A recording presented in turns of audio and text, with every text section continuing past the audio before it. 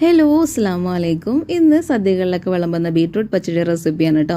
അപ്പോൾ ബീട്രൂട്ട് ചെറുതാക്കി കട്ട് ചെയ്തെടുത്തതിന് ശേഷം ഞാൻ ചോപ്പറിൽ വെച്ചിട്ടൊന്ന് ചോപ്പ് ചെയ്തെടുക്കുകയാണ്. ഗ്രേറ്ററിൽ വെച്ചിട്ട് ഗ്രേറ്റ് ചെയ്തെടുക്കുന്നത് നന്നായിരിക്കും കേട്ടോ. അപ്പോൾ ചോപ്പ് ചെയ്ത് വെച്ചിട്ടുള്ള ബീട്രൂട്ട് ഒരു പാൻ എടുത്തതിന് ശേഷം അതിലേക്ക് ഇട്ട് കൊടുക്കുക. ഇനി ആവശ്യത്തിനുള്ള വെള്ളം ഉപ്പും ചേർത്ത് അടച്ചു വെച്ച് നല്ലതുപോലെ വേവിച്ചെടുക്കുക. ഇനി ഇതിലേക്ക് ആവശ്യത്തിനുള്ള അരപ്പ് തയ്യാറാക്കാം.